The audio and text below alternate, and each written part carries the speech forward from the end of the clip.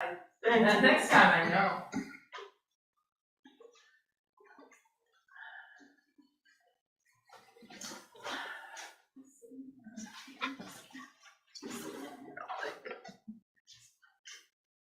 Do I need to remove this? No, you're good.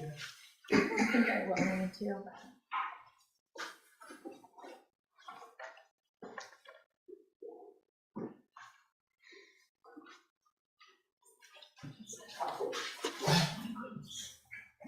Thank you. Pass this down for you. Take one if you want. I do have those.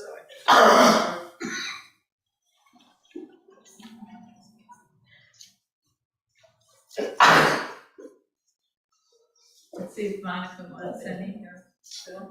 Oh, fabric and so.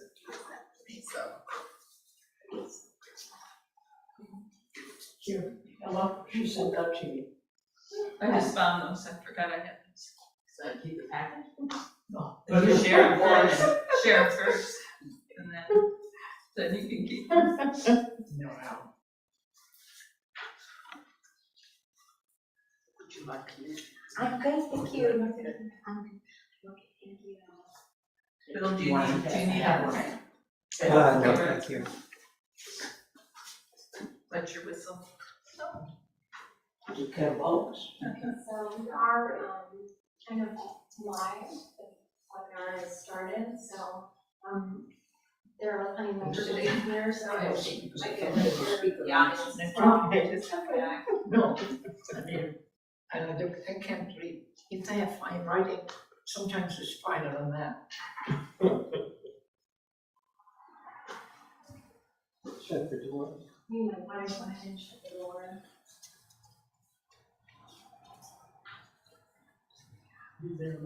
Oh, it's right there.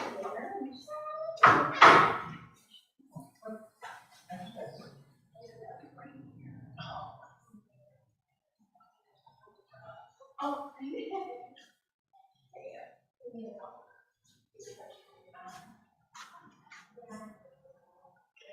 Fantastic, that's great.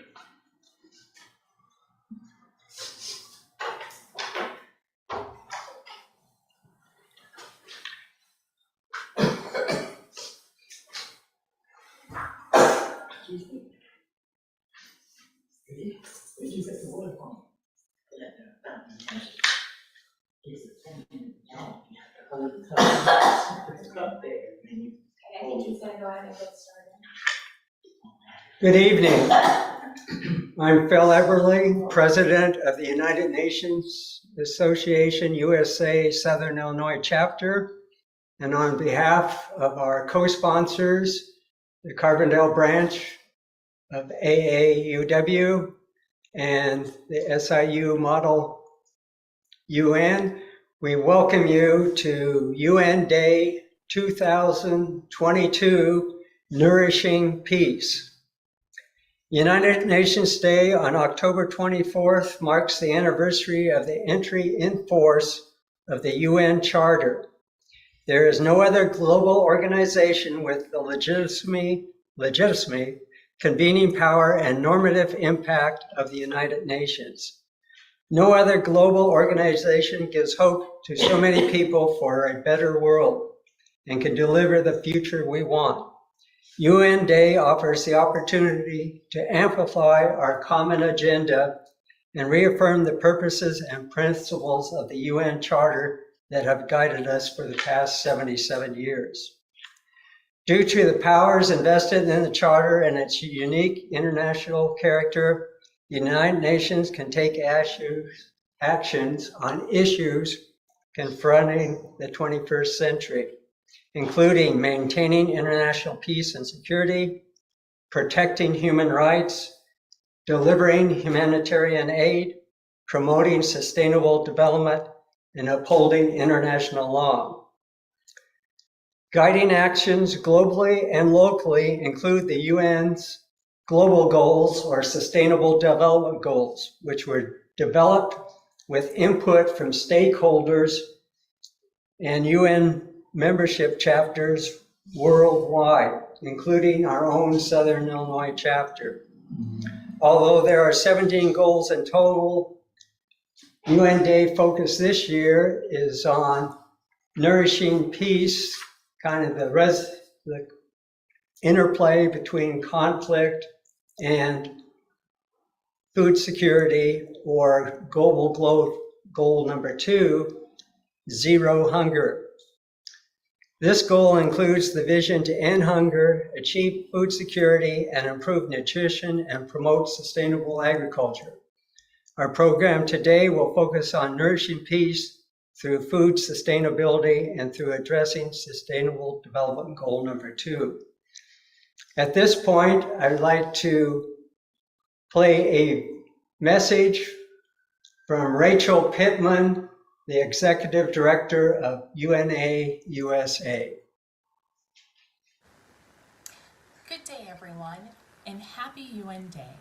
My name is Rachel Bone Pittman, and I have the privilege to serve as Executive Director of the United Nations Association of the USA. Today, my UN Day message is focused on our theme, Nourishing Peace, because our world is on the brink of a major global food crisis, and it will take collective action to solve it. I want to start by asking each of you to think about what you had for breakfast today. Now ask yourself if you know where each of the ingredients in your breakfast came from. We don't usually think much about how the food on our table is produced or who handles our food before it's digested. However, a simple breakfast of just a cup of coffee with toast and eggs is a global effort. It requires hands from around the world to pick, package, ship, and deliver these ingredients, whether it's a tomato for your breakfast burrito or a banana for your smoothie. Every time we sit down for a meal, whether we realize it or not, we are experiencing the effects of a global interconnected world. Now, what if a 100-year flood or historic drought wreaked havoc on the local food supply and the price of a box of cereal or a loaf of bread suddenly shot up to a ridiculous amount you could no longer afford? What if you awoke to the sounds of bombs in your neighborhood and you had to leave your home at a moment's notice, maybe forever? What would you take? What would you eat? Or a global pandemic preventing you from safely going to the grocery store to restock your shelves. Millions of families around the world, including in the United States, can tell you the moment their lives changed forever, the moment that a nourishing breakfast every morning suddenly became a luxury. It's in moments like these that we realize how each and every one of us must rely on one another to survive. And it's in these times of crisis, of extreme drought, natural disaster, global pandemic, and famine, that the importance of the UN's life-saving mission becomes clear. Let me give you some examples. This past year, UNICEF brought clean water and sanitation to 41.7 million people.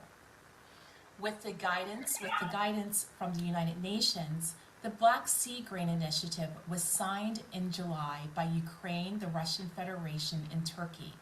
This reopened a path for commercial food exports from Ukraine back into markets that desperately need it most. The World Food Program is moving 5,600 trucks, 100 aircrafts, and 30 ships to the field every day, giving assistance to over 128 million people around the world. And it's not just UN agencies like the World Food Program, the UN Refugee Agency, or UNICEF that are making a difference. From launching community projects to drive local progress on the Sustainable Development Goals, to meeting with your local officials and members of Congress to rally local support for the UN's life-saving mission, UNA USA's members are showing up and speaking up. UNA Southern Arizona chapter raised $200,000 in donation through its gift store and an anonymous donor to provide funds to UNICEF's relief efforts in Ukraine. In New York, UNA Westchester chapter's young professionals spearheaded a Westchester-wide food drive to support Feeding Westchester, a local nonprofit that sources and distributes food and resources to feed people who are hungry in every town in Westchester. The initiative succeeded in collecting and donating an incredible 560 pounds of food. In Michigan, UNA Greater Detroit provides resources for water testing and provided bottled water to Flint and Hamtramck, Michigan, after lead was found in their water. In Florida, UNA Broward worked collectively with local community organizations to send earthquake relief to Haiti in 2021, as was previously done during the 2010 earthquake. Direct deliveries of canned goods, diapers, baby food, feminine hygiene, gloves, and first aid items to Haiti were arranged through Food for the Poor and Holy Sacrament Episcopal Church. These are just a handful of examples out of many that represents how you strengthen the UN's foundation by thinking globally and acting in ways that you can. Just like 77 years ago today, we are living in unprecedented times and facing historic challenges. Climate change and COVID-19 have shown just how interconnected we all are and why we must work together. That's exactly what makes the UN so unique and so essential.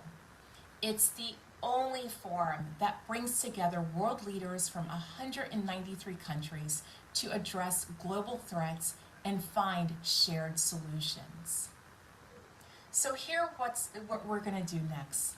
I'd like to close my remarks by asking you to join me right now in taking collective action to support full funding for the UN. Please take out your phone and text UN Day to 30644 to see a list of advocacy options for UN Day. Once again, text UNDAY to 30644. A link will lead you to our site, and you can see how to call or email your members of Congress to ask for full funding and post. You can also post on social media to inform the public of the UN's work and much more. And it's not enough if only you and I support the UN. So please ask your family and friends to help spread the word about the extraordinary work being done. Thanks to your leadership and advocacy, the U.S. is supporting the UN so the UN can support the world. Your voice matters. Your action matters. Your support matters. Tomorrow morning, when you sit down to breakfast, when you pour that first cup of coffee or eat that slice of toast, or if you're like me, an apple in a cereal bar, I hope you will remember the global community of people who made each bite possible, and how all over the globe, UN humanitarian agencies are making sure families in need can depend on a nourishing meal when they need it most. Thank you, and happy UN Day.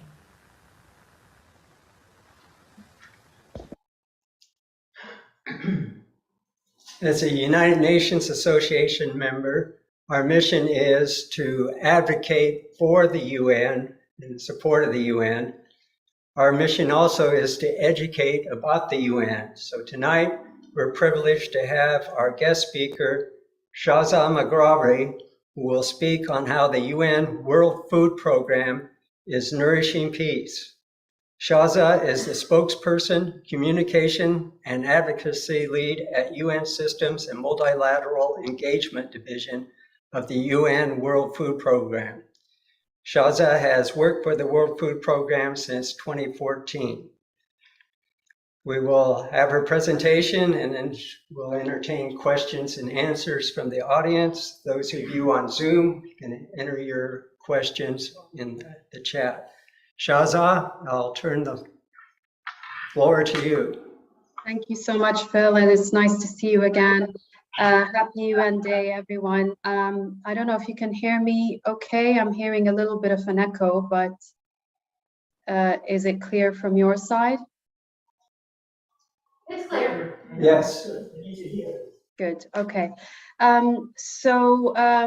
mean, I think Rachel and Phil really had some beautiful things to say about the the importance of the UN and why is it important to mark it, after 77 years.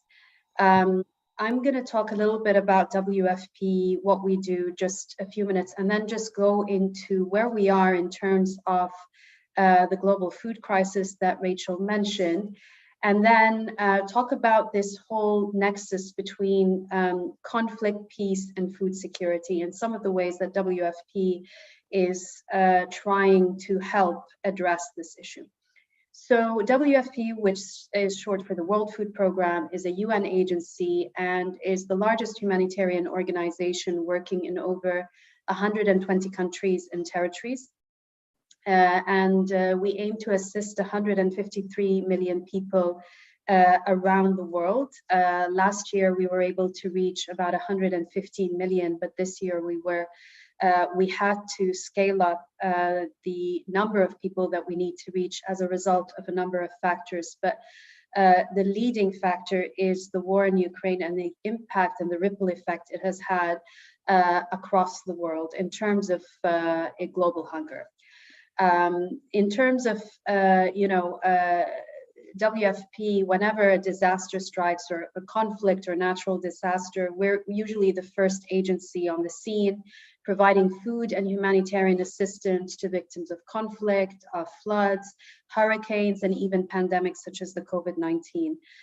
There was a point in 2020 where WFP, which is something that not a lot of people know about us as an agency, is that we serve as the logistics arm for the UN. So we operate the UN's only humanitarian air service and make sure that humanitarian workers are available and present wherever they need to be, especially in those areas which are hard to reach and where commercial airlines cannot go.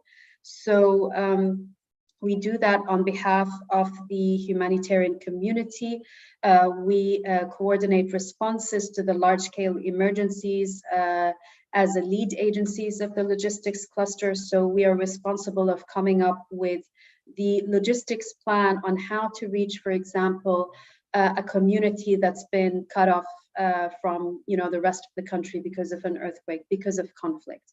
So working towards access, I think Rachel was mentioning the Black Sea Grain Initiative. Given our logistics expertise, we were providing advice to the UN and all of the other partners as part of the Black Sea Grain Initiative to come up with a plan on how Ukrainian wheat can reintegrate back into the market after months of it being locked in silos and storages and unable to move because of the war.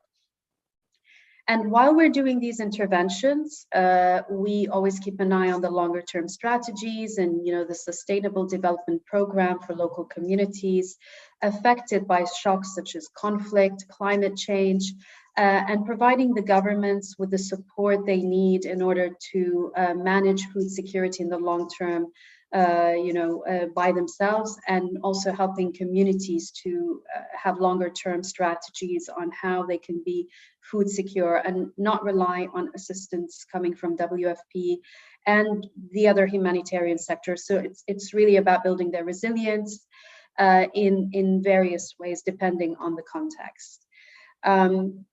And I think I was very happy to hear that Rachel also mentioned that on any given day, WFP has up to about 5,600 trucks, 30 ships, and 100 planes on the move every single day to provide food assistance, but also other forms of assistance on behalf of the UN humanitarian community. One thing I just wanted to add on that before I move on to the global food crisis is that WFP is funded entirely by voluntary donations. So this means that whatever operations we have, we don't really have a quota coming from a state. So we really have to rely on, leveraging all our relations with governments who have been traditional donors, but also different other stakeholders, whether it's the private sector, the international financial institutions, in order to raise the funds that we need in order to support people who most need our help. And I think I mentioned earlier on that we're planning to reach 153 million people. That is actually the largest number of people that we would ever reach if we do that by the end of this year. And I think we've managed to reach about 120 million this year. Even our budget last year was around $18 billion to reach 135 million people around the world. This year, it's about $24.2 billion in order to reach some of the, people who are literally on, marching towards starvation, or on, even some of them are on the brink of famine. And I'm gonna go into, now the reasons why we are in this situation today in terms of global hunger. So a few years back, not long ago, I think maybe just before 2015, and the launch of the Sustainable Development Goals, we were actually making some progress with regards to the goal of eradicating hunger in the world. And there was some optimism that this could be a possibility, or that we would be able to achieve, like a really good degree of the ambition by 2030 during that time. But ever since then, I think around about 2015 and 2016, shortly after, we were seeing a consistent rise and increase in the number of people who are hungry year on year. And the reason for that was mainly conflict and climate change. That was before 2020. So we have been seeing a steady rise in food prices.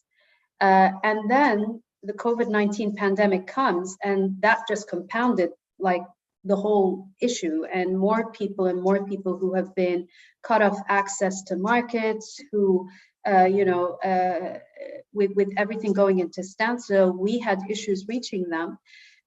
Those people who are already struggling to make ends meet also fell victim to the impacts of the COVID-19 pandemic. And to this day, many countries, and including the US and all countries, but of course on very different levels, are struggling with the socioeconomic impact of the COVID-19 pandemic.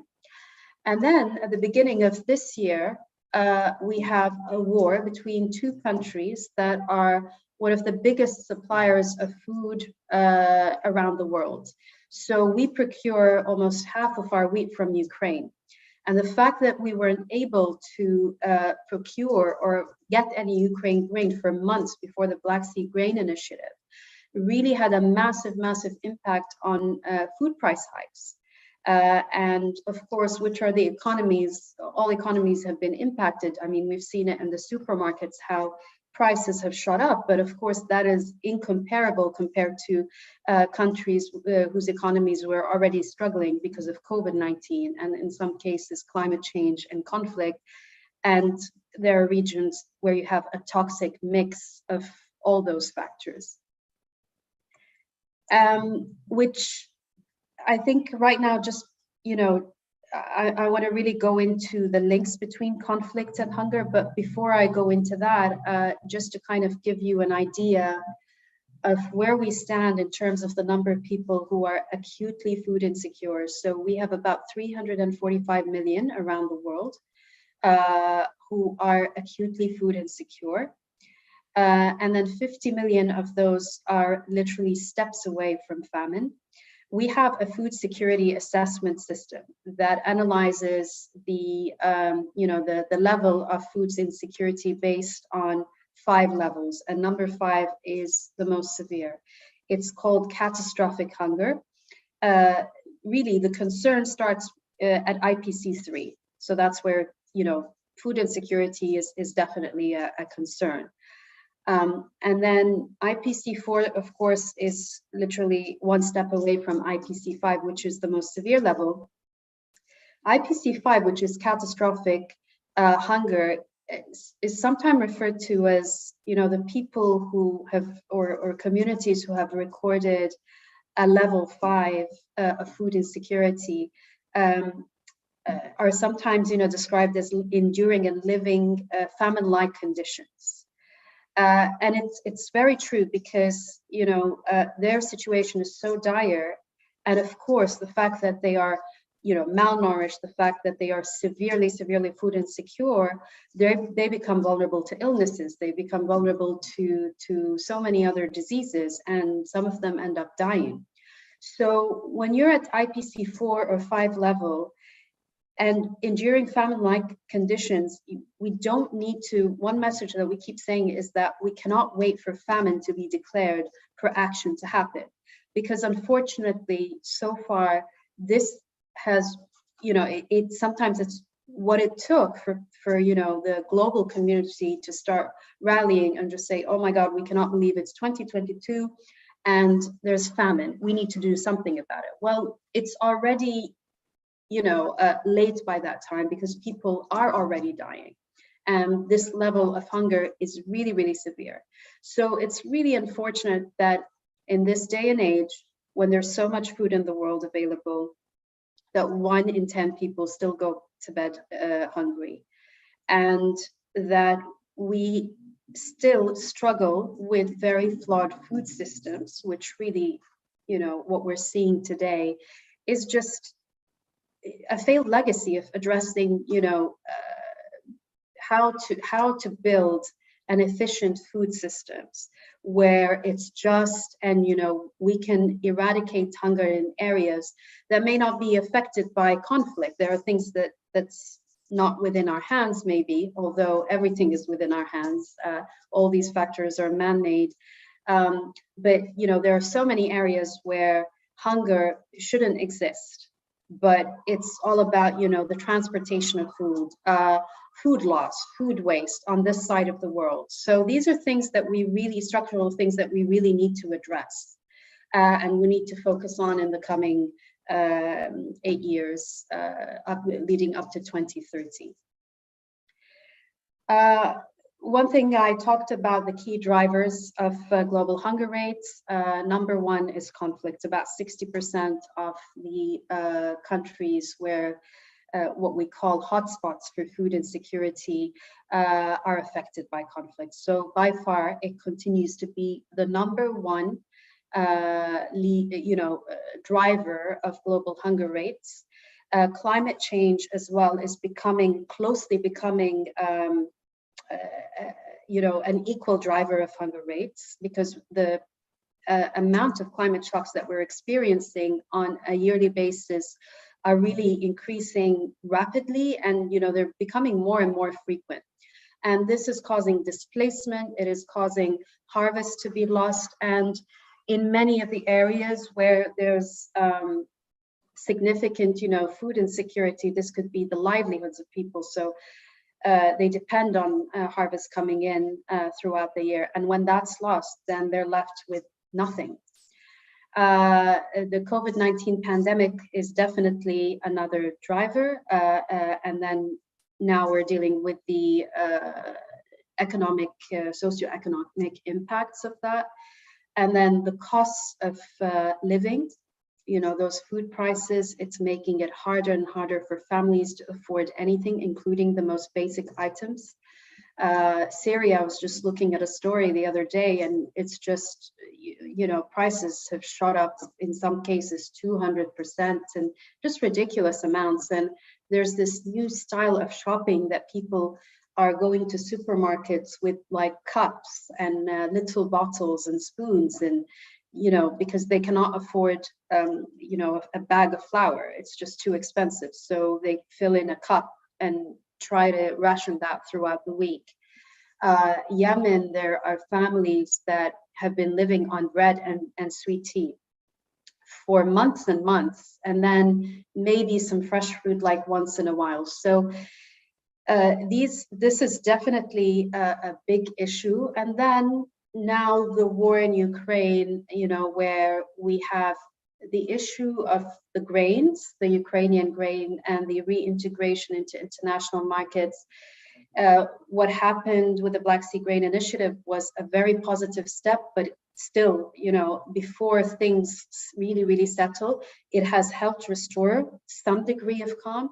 but it needs to continue, and there needs to be consistency. And as long as there's this ambiguity of like whether or not it will be extended, how long the war will happen, this also does not have a positive impact on prices.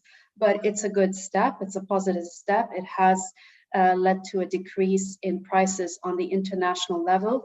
How it's performing on the domestic level, that still requires some time, you know, for that impact to be felt on the domestic level.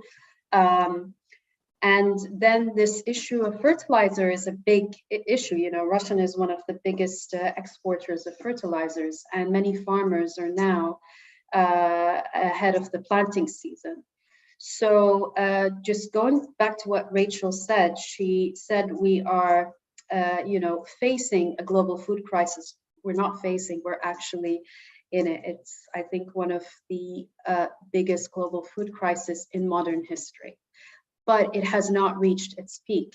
It could get worse. And while we are grappling with a food price issue this year, we might be faced with a food availability issue next year if those farmers are unable to plant their seeds and, you know, harvests just don't materialize. So this is a big issue of concern for us. Just going back to the links between conflict and hunger and violence, it's a very complex link. I mean, poverty and hunger alone do not necessarily lead to violence, but it can create the conditions to drive conflict. And, you know, especially when you have a situation where there's sectarian and ethnic differences and other factors such as climate shocks, all these can create social unrest and tensions.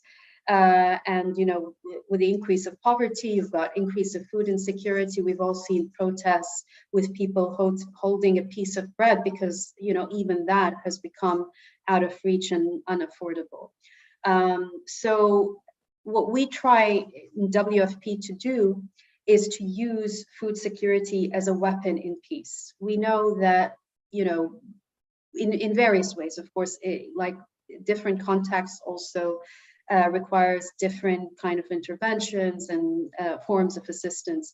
But when it comes to just like simple ways of looking at areas where there's no war or conflict, but we know that there are food security pockets where, you know, this could evolve if the right kind of assistance and support is not given. This could really evolve and lead to social unrest along with other factors.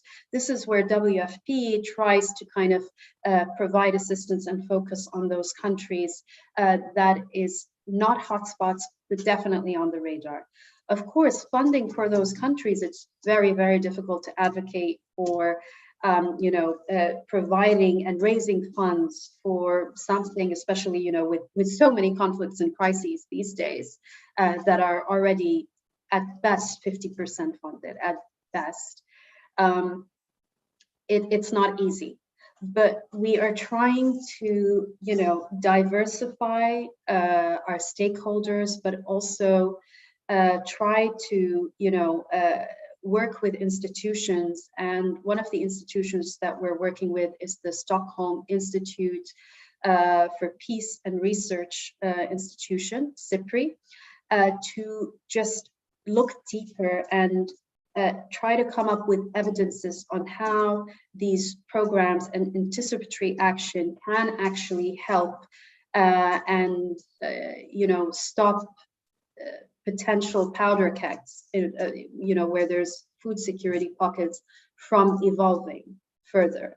Because whatever is going to be spent on that is going to be a fraction of the price of when it actually evolves into a full-fledged humanitarian crisis. It's a very tough sell at the moment, and this is why, you know, people such as yourselves, it's important, you know, for you to join the UN and the humanitarian community in advocating for the importance of anticipatory action. It is really, really vital. And, you know, with SIPRI, this institute, we are, you know, also investigating how WFP programs help strengthen the link between, the government and communities, and can contribute to peace by building people's trust. And many of those is in little interventions, such as building the capacity of governments by delivering social services, for example, to its citizens in a more effective manner. So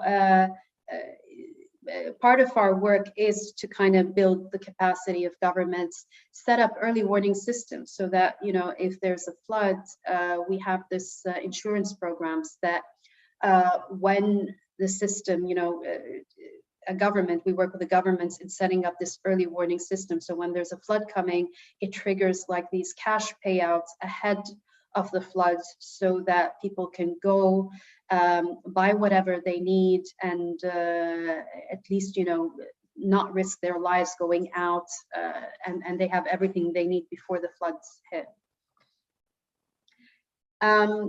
Just before I end, just a quick question. Some of you may have heard that we won the Nobel Peace Prize in 2020, and we were recognized by the Nobel Committee for efforts to combat hunger, but also for the contribution to bettering conditions for peace in conflict-affected areas, and for acting as a driving force in efforts to prevent the use of hunger as a weapon of war and conflict. And on that note, I'd like to point to a landmark resolution that was passed in 2018 that condemns the use of food as a weapon in war. And for us, that was such a landmark progress and achievement. It was unanimously adopted. And we're seeing that resolution being referred to a lot, especially in the context of the Ukraine war. So it was a major milestone. And, each year on the 24th of May, we make sure to commemorate and also provide examples on what's happening, where the context and what needs to be done in order to really adhere to the laws and the resolutions passed by the Security Council. Of course, this prize, just, this is something that we share with the people that we serve, but also many of our partners. We cannot do what we do without partnerships.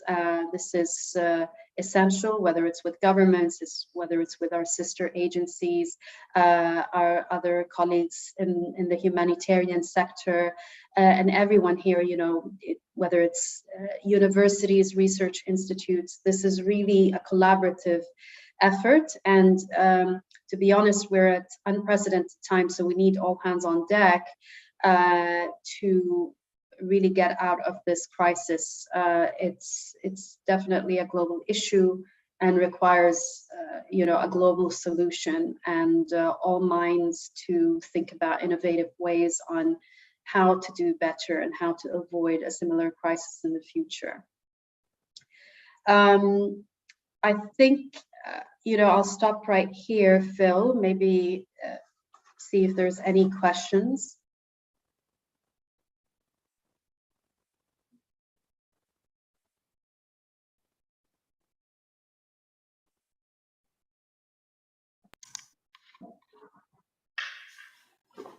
I actually put one on Facebook. Just 1 second. Let me find it. How do organizations such as World Central Kitchen help closing gaps in food security and access?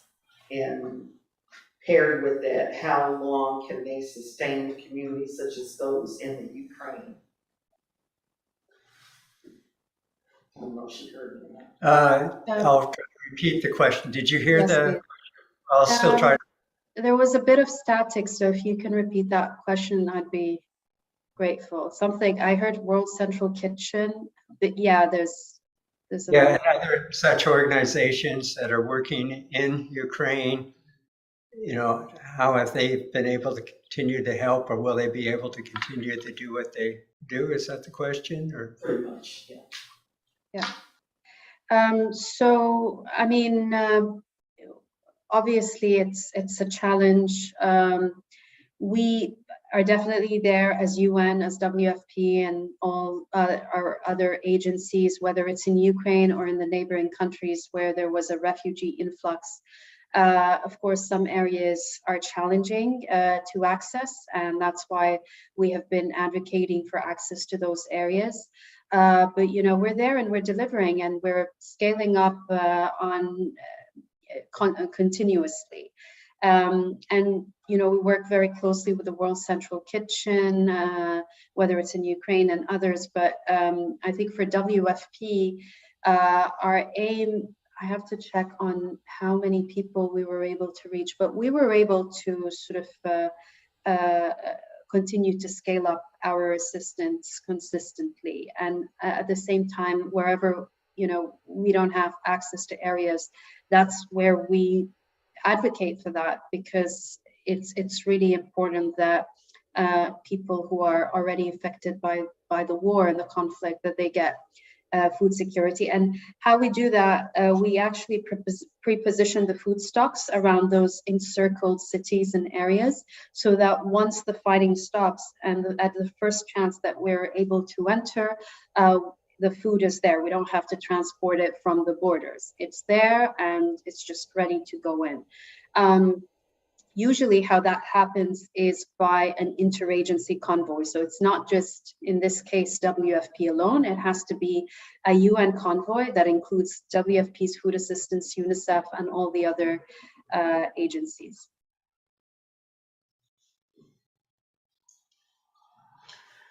Hi, thank you so much for speaking with us tonight. Are there any thoughts on vertical gardening in some of these food insecure places? I don't know how sustainable a model or expensive it is to put in, but you know, for some of the areas, it seems that might. Yeah. No, thank you so much for this question. So vertical gardening, I think if the one example that comes to mind is hydroponics. We do have a hydroponics program, and it was actually created by a Sahrawi refugee in the Western Sahara. And he studied architecture in Syria. And he saw one of those vertical gardening models, and you know, the very fancy, expensive model. And he felt that, sorry, he studied engineering, not architecture. So he came up with this low-tech model for his community in the Western Sahara that has been relying on, you know, most of the people there, they rely on cattle and livestock for their livelihoods. That was the main, you know, source of livelihoods for that community. But the problem is that given, you know, the desert conditions and the fact that they're living basically in lands where hardly anything grows, the health of those cattle was affected severely, and you know, they were basically feeding on plastic. So the products, the milk, the dairy products were not really of good condition. So what happened is that he took that model and he came up with a low-tech way in order to produce fodder for the animals. And then, you know, it was done on a vertical way. And from that point on, it was such a success after, you know, testing it out in Western Sahara. They've noticed in a few months' time that the quality of the products have improved significantly. And then that model was replicated in 5 other countries, I think Chad, Northeast Nigeria, if I'm not mistaken, and 2 other countries. So it's definitely, you know, one of those models that could be a solution. But the important thing is that we need to also make sure that these solutions are cost efficient and scalable. And in this case, this proved to be a very scalable solution. And it doesn't really, it's not very complicated. It's actually quite straightforward. And although it depends on water, but the amount of water used in the process is much less than if you use like the fertilizer and put the water into the soil. So the soil actually consumes so much more water, much of it is discarded. And through the hydroponics system, they're actually using whatever water is needed for the plant.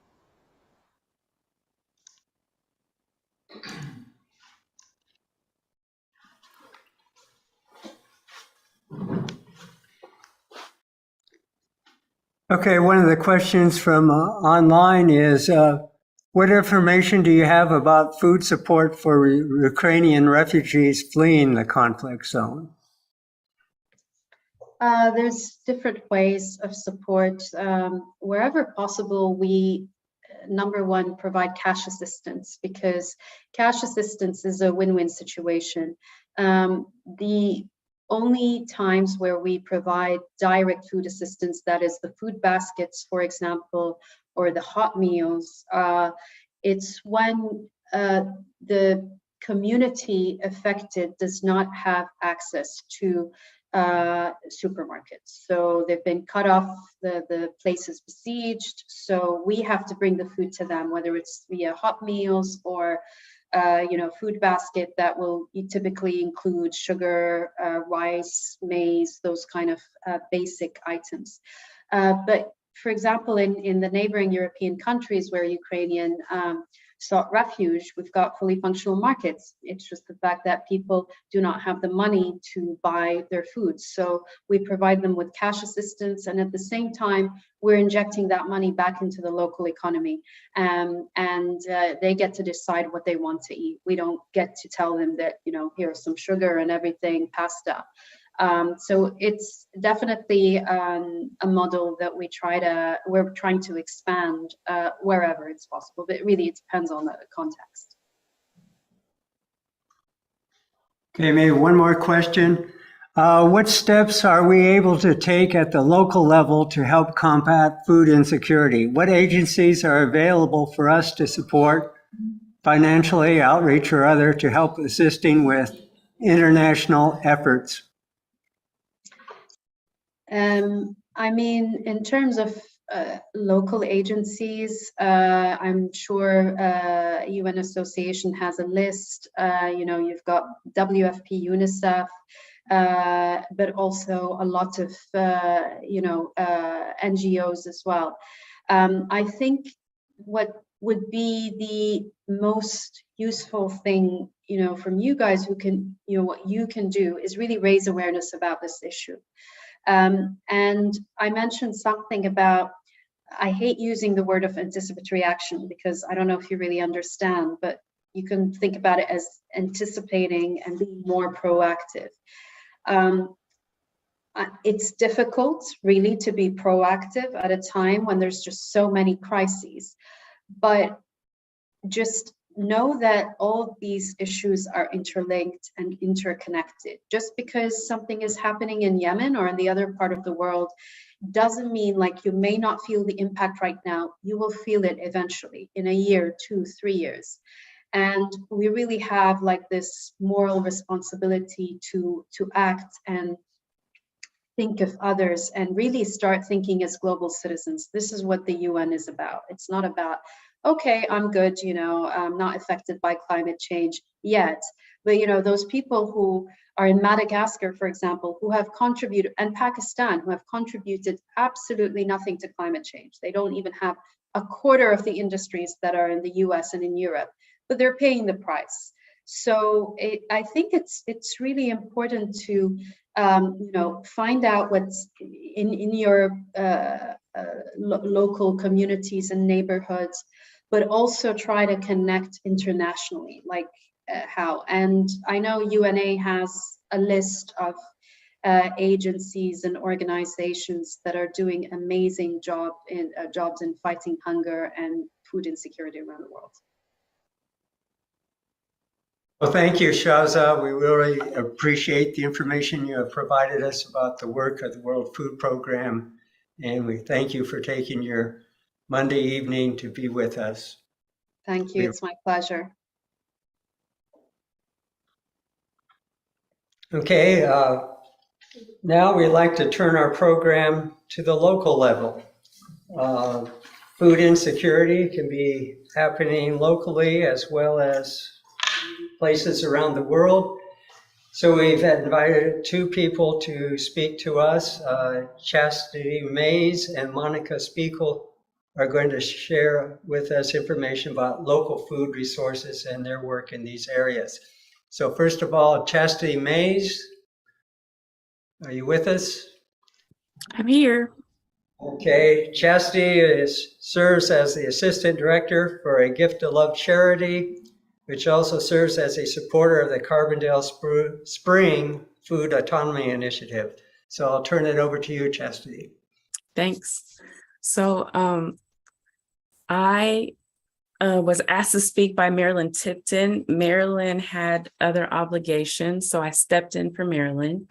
The first thing I did want to say is I think that it's amazing what Carbondale does when it comes to local food. We have a huge farming community, a huge local food community, but something that's really unique about Carbondale to me is that we have several urban farms on the northeast side of Carbondale. So we have Orland Mays with Mustard Seed Sowers Farm. We have Addicts Community Services Urban Farm. We have Women for Change with Red Hen Garden. And we have the Washington Street Garden Collective. And then there's also another teaching garden on Chestnut Street. So all of that local food being grown is just really amazing and wonderful. And I think when you live in the community, I think we kind of take that for granted sometimes. We also have people growing food year round on the northeast side of Carbondale. Orland does have a hoop house, which allows him to grow food year round. So I was asked to talk by Marilyn, and Marilyn is part of the Carbondale Spring Food Autonomy Initiative that was formed in 2019. That initiative was created to transform Carbondale into a leader in responding to the ecological, social, and economic challenges of our time, and to also address food insecurities in Carbondale. The aim of building the coalition that they built of the different growing projects was to share resources and volunteer labor. They started a board of directors, including members of not all of the urban farms, but some of those urban farms, and they started out growing food. So in spring of 2020, we all know what happened, COVID-19 happened. So they decided to form a working group to grow food because it was more urgent. We needed some food to help out in the local area. So they got a donation of $23,000 to start off a project. So 3 of the farms received, hold on one second.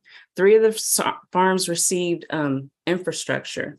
So Addicts Community Services and Washington Street received drip irrigation systems, new raised beds for the Red Hen Garden, and they also received hundreds of pounds of compost and mulch. And they also have volunteers, so hundreds of hours of volunteer labor. So during that time period, they grew and distributed over 1,000 pounds of fresh produce at garden stands. The food was also delivered door to door and through donations to the Southern Illinois Collaborative Kitchen. So the Collaborative Kitchen took some of this food and fresh vegetables and prepared meals for the community. Each of the gardens that was worked on was beautiful, COVID-safe areas that allowed people to go and work if they suffered from isolation during COVID-19. So in addition to the 3 gardens with paid staff, that's when they began the Chestnut Street Garden. So this garden was actually planted by children living in the neighborhood and who are residents in the local area.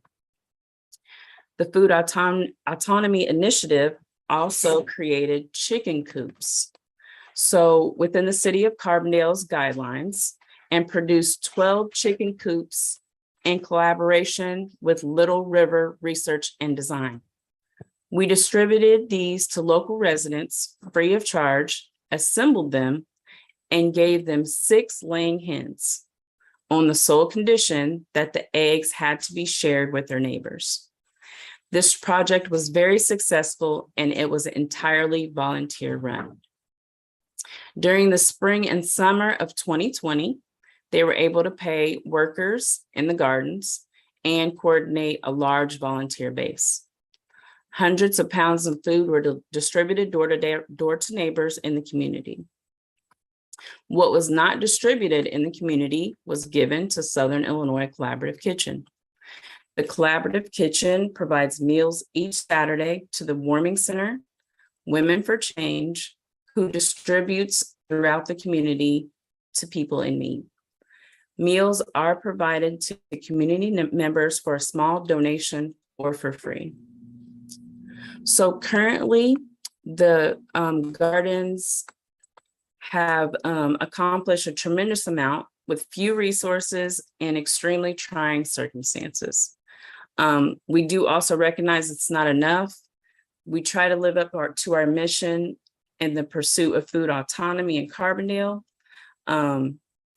We have to learn how to increase our output in order to provide healthy food for our town. More garden beds were constructed and initiating new gardens, planting more native fruit and nut trees in empty lots, and offering them to our residents free of charge is what we would like to see. The relationship with the Southern Illinois Collaborative Kitchen has grown, and just to make sure that the Collaborative Kitchen receives fresh produce from the local area to create the meals that they create. So, like I said before, food autonomy is a network of neighborhood gardens, chicken coops, urban farms, nurseries, growers, medicine makers, chefs, and gardeners working to build food and health autonomy for a better world. By food autonomy, we mean the creation of a healthy local system for growing and distributing food made available to all, with preference for the most vulnerable to food insecurity, outside of the barriers posed by both the market and government food assistance programs. In other words, we grow and distribute free food to those who need it in a sustainable way. Food autonomy is our solution to food insecurity and to the industrial agricultural system that is ecologically destructive, leading to water pollution, soil destruction, and reliant on fossil fuels and fragile global distribution chains. It is a long-term goal, not something built in a year or two. Rather, it provides us strategic orientation, letting us name the kind of food system we are trying to build. The Food Autonomy Initiative shares resources and labor among the following growing projects: the Washington Street Garden, Red Hen Garden operated by Women for Change, and the Birch Chestnut Street Food Forest, which is home to dozens of native fruit and nut trees. In 2022, a community garden was added, raised beds were constructed, prepped and made available to any resident that desired to have their own personal garden space free of charge. We also hold workshops, seed swaps, and other community events. The Carbondale Spring Autonomy Food Initiative aims to build a resilient food safety net in Carbondale and disruptions to national and global food supply chains, provide healthy, fresh food to all, beginning with those most at risk of food insecurity, educate residents in skills for growing food and designing small-scale food systems, create beautiful common garden spaces that improve the quality of life in Carbondale, and create part-time entry-level employment for residents who want to learn how to garden. The health and quality of life benefits of community gardens and fresh local produce are widely documented and recognized, including improved school performance among children with fresh vegetables in their diets, decreased violent crime in areas near gardens, improved mental health for gardeners and those who live near gardens, to name just a few. The aim of the initiative is to make the development of community gardens throughout the city of Carbondale the core of a bottom-up development strategy for improving the quality of life and resilience of the city. By bottom up, we mean a vision of development that centers the needs and desires of residents, empowering them with economic and educational resources to build the kind of neighborhoods that work for them. We see support for creating an autonomous local food system as the responsibility of the community and the government. It's a responsibility just as real and urgent as other widely recognized municipal government functions like water, streets, light, parks, and so on. Access to healthy food is an urgent matter of public safety, first, because our immediate context of global pandemic and its accompanying economic hardships. But second, because of the challenges posed to our health and welfare by a society that leans heavily on fast and heavily processed foods that are deficient in nutrients and high in sodium. In order to build a path out of that system that is available to all of Carbondale.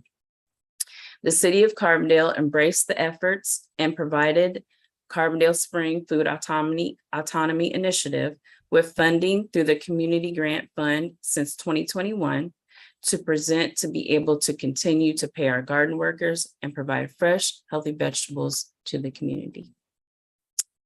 Thank you so much. Does anybody have any questions?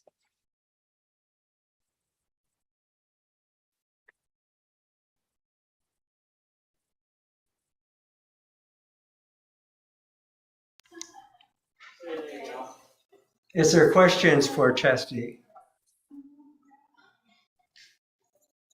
It was very impressive, Chastity. We really appreciate it. We are kind of running short on time. We thank you very much for enlightening. Do they take volunteers? Do you take volunteers? Are you needing volunteers as well as? Yes, funds? all the time. And if you contact me, I'll send you to Maryland. All right. Okay. Right now, then, I think I'll have Monica Spiegel from the Saluki Food Pantry inform us on food insecurity among the student community. Hi, I'm Monica Spiegel. I'm the graduate assistant that runs the Saluki Food Pantry at SIU. I'd just like to say thank you to Chastity for all the good work that they're doing over there. That was really inspiring. The graduate assistant. I'm sorry, can you try to speak just a little louder or we have some? Sure, of course. Thank you, I'm sorry. You can hear me. Can you hear me a little better now? Yes. Okay. The graduate assistant holds the position of the food pantry coordinator for 1 year.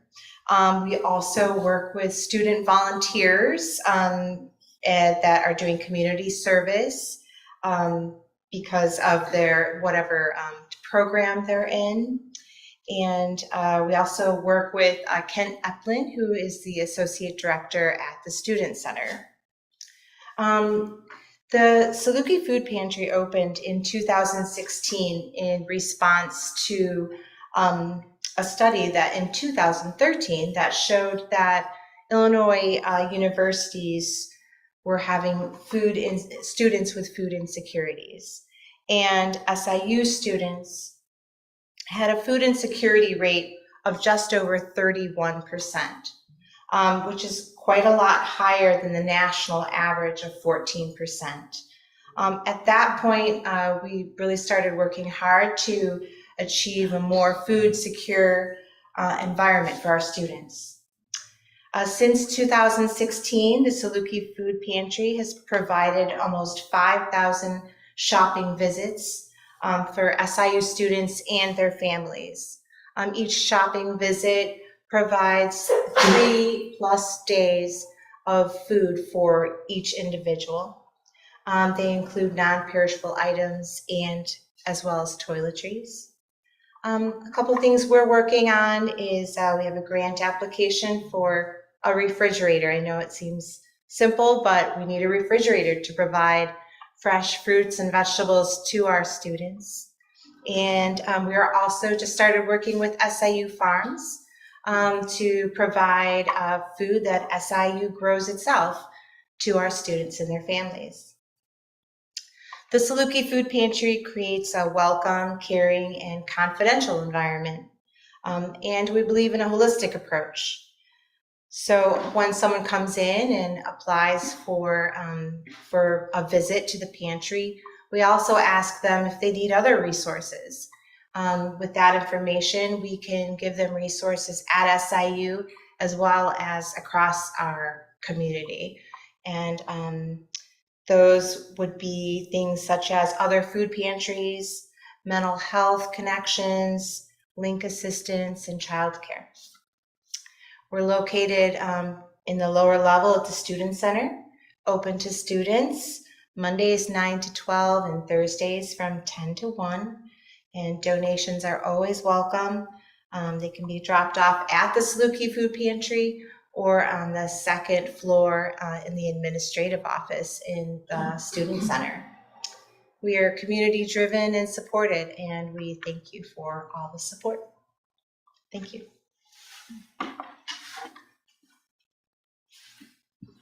Thank you, Monica. Any questions? If not, I want to squeeze in one more thing. It's a busy day today. Not only is it UN Day, but it's World Polio Day. So I'll ask Ella Lacey to come up and inform us about World Polio Day.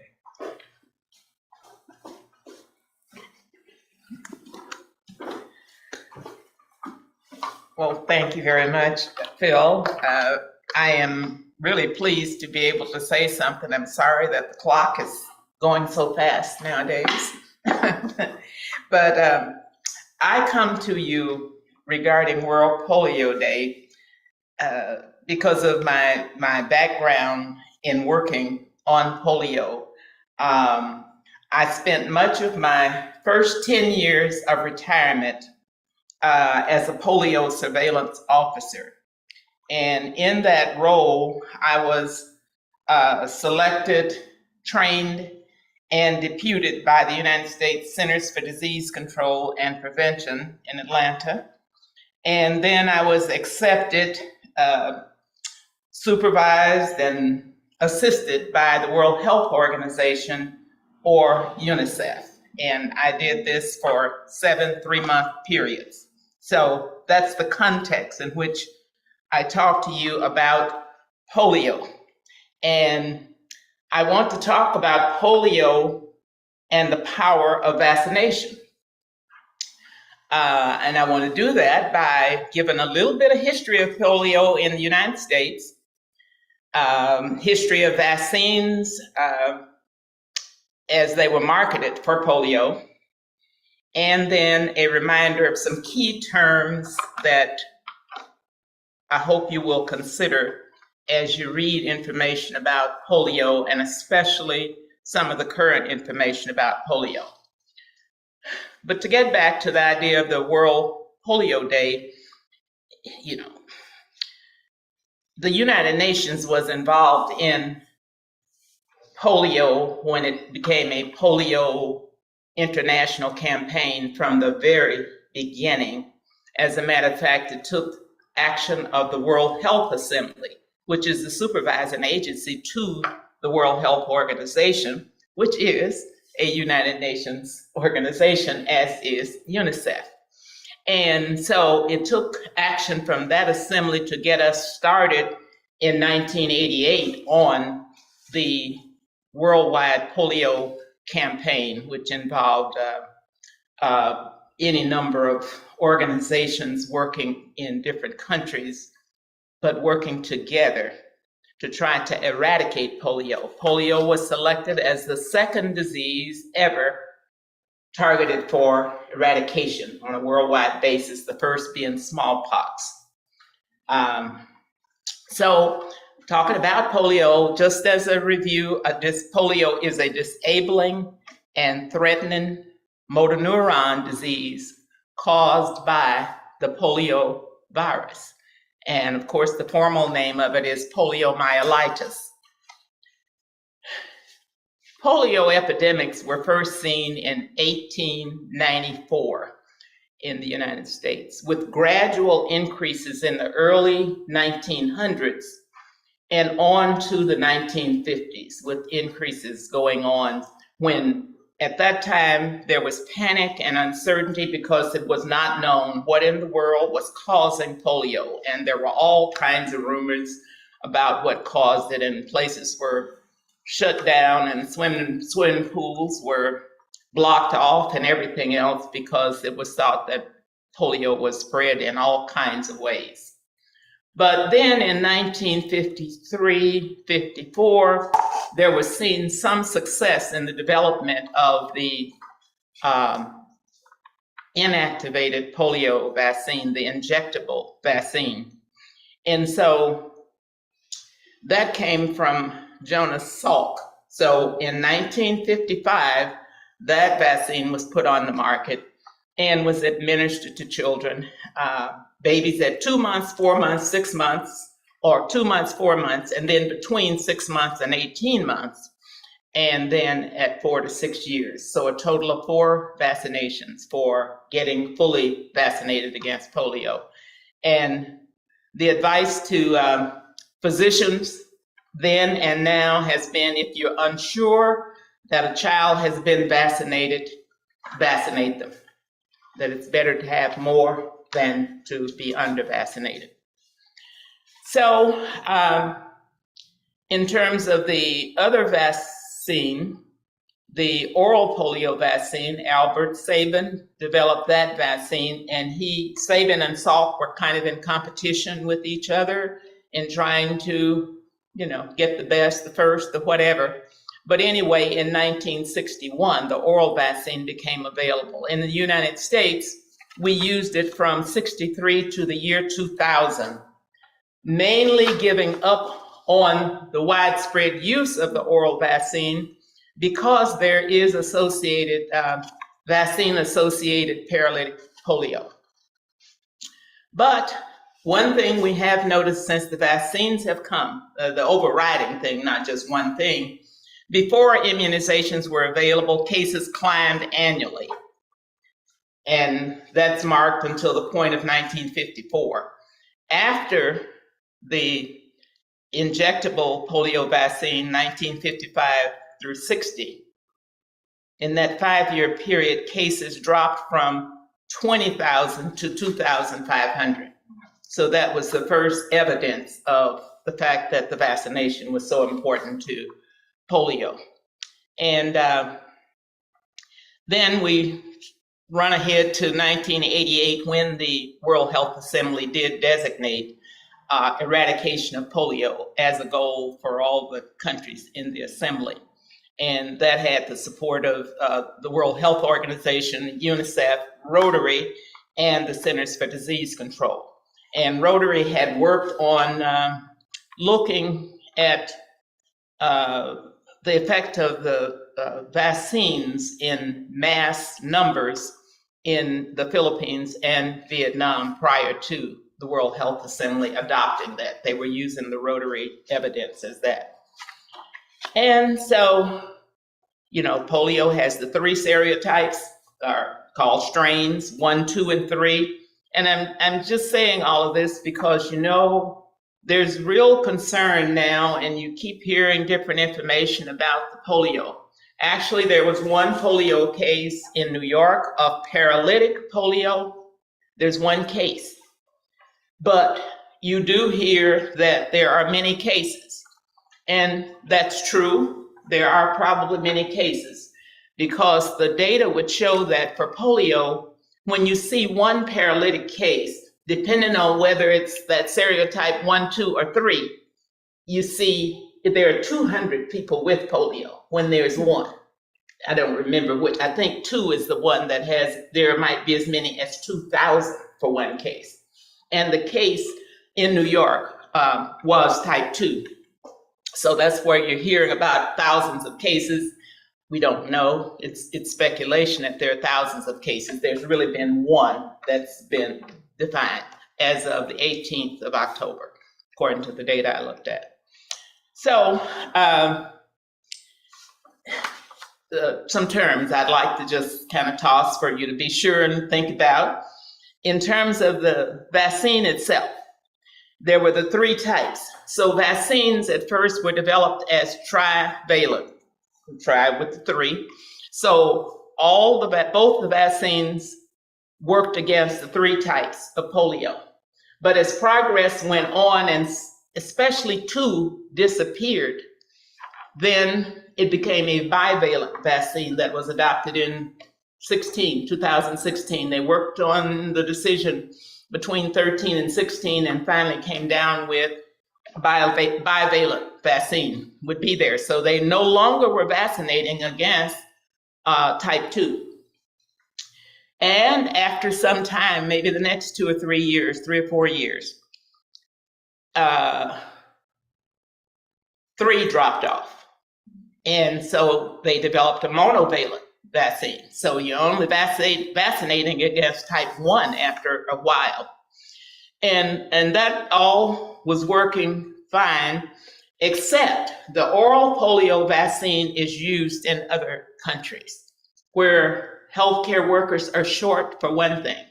That is the main thing, but also the oral vaccine actually prevents the spread of the virus, whereas the injectable vaccine, it helps the person who gets it, but it doesn't help the environment in terms of the spread. So oral polio vaccine is what is used in many, what would be called developing countries in the world, all of them, that's what's used. But the oral polio vaccine does have the vaccine-associated paralytic polio that comes from, the number given has always been 1 in 3 million. But when you're vaccinating all children in the world, you know, that 1 in 3 million becomes a bigger number than you would think of it being. And of course, we know the statistic is a statistic, and it doesn't mean in a given country or whatever that you couldn't see more at any given time. That statistic is averaged out over time. But anyway, just kind of notice those kind of terms. Think about the incubation period and that kind of thing, because when they're diagnosing someone and determining if they have it, you know, they didn't just get it yesterday. I mean, it's at least 7 to 10 days for an incubation period, and often as many days as 35 before the person actually gets it. So that makes the history of how did I get it really hard to get a handle on. In terms of polio, as I was mentioning about that 1 in 200 or 1 in 2,000, you know, at least 10% of people, the number is less than 10% of those who are going to show symptoms get paralysis or die. 90% are asymptomatic who have polio. Another term, so asymptomatic and symptomatic, pay attention. Transmission, incubation period, I mentioned.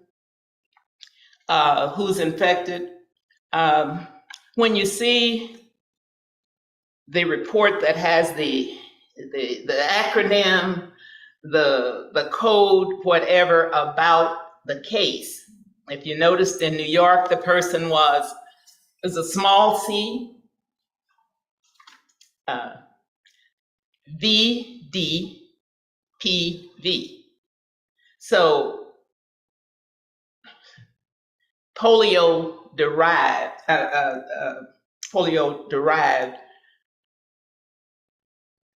and vaccine, I'm sorry, I'm getting it mixed up.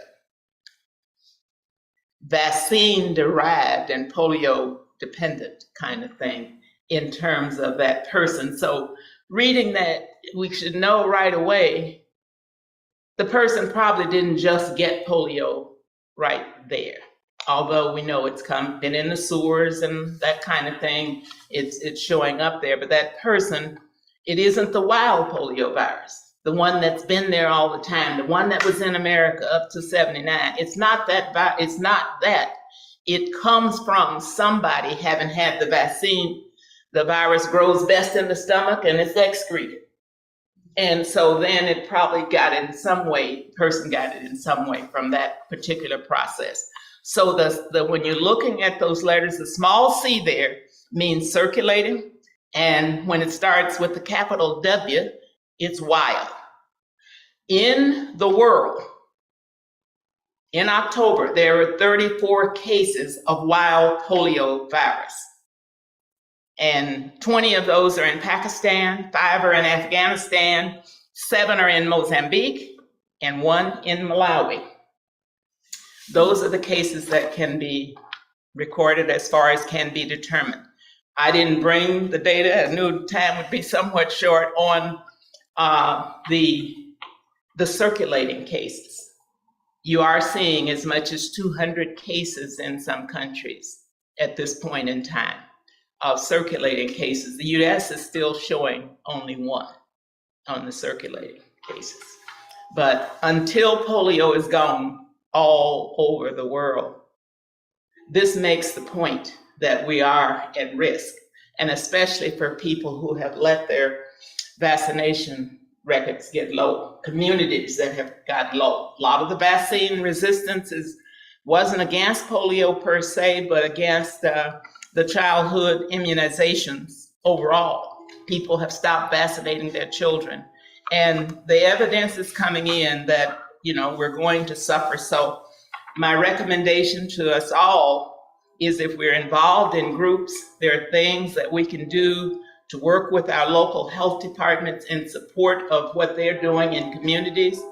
And sometimes we can be the community translators and assistants and whatever, because, one of the things we took in working in the polio program there, different from here, but one of the things was, when the real experts come in, don't let them talk to the people, because they're so engaged in polio, they've kind of forgotten how people think and the everyday people. And I think we're all guilty of that sometimes. We aren't so sophisticated, but at the same time, sometimes we start talking to our friends and ourselves and whatnot. So you would be encouraged to do what you can to get effort going about keeping children immunized. The community where the man is positive for the paralytic polio, their vaccination rate is down to 60%.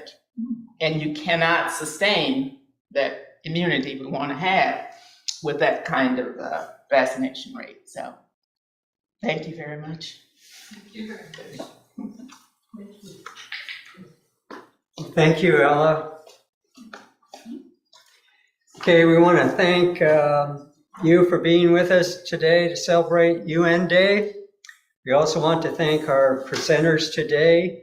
If you need more information, there are some links online for the World Food Program, the Carbondale Spring Food Autonomy Initiative, and the Saluki Food Pantry. You can click on those links and you can find ways to donate and support each one of those organizations. Okay, I hope you've gained some insights of the global food insecurity issues and learned about how you can think globally as well as locally. And we hope to see you at future UNA events, but better yet, join UNA USA. So there's a links also, and you can join our organization and be sure to select the Southern Illinois chapter. With that, I conclude our program of UN Day 2022, Nourishing Peace. With a special thanks to Jennifer for tolerating our going overtime.